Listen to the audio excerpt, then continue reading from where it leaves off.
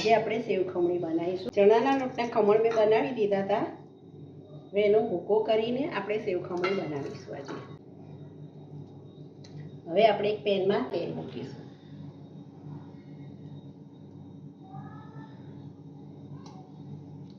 તેલ ગરમ થાય એમાં રાઈ નાખી દઈશું।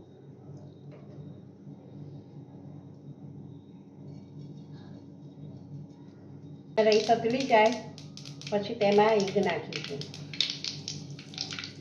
પછી લીમડાના પાન નાખી દઈશું, લીલા મરચાં નાખીશું, તલ નાખીશું, પછી 2 ચમચી ખાંડ નાખીશું।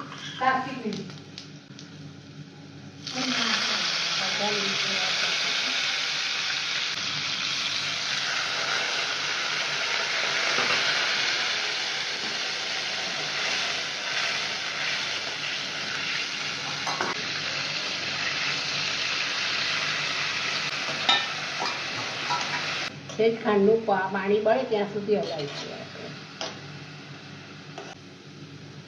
લીલા ધાણા પકડી દઈશું, પેટમાં આથી કાઢીને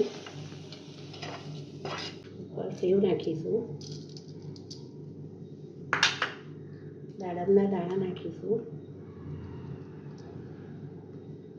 કોપરાનું છીણ નાખીશું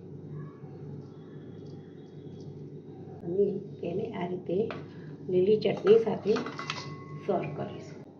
તો તૈયાર છે આપણી સેવ ખમણી।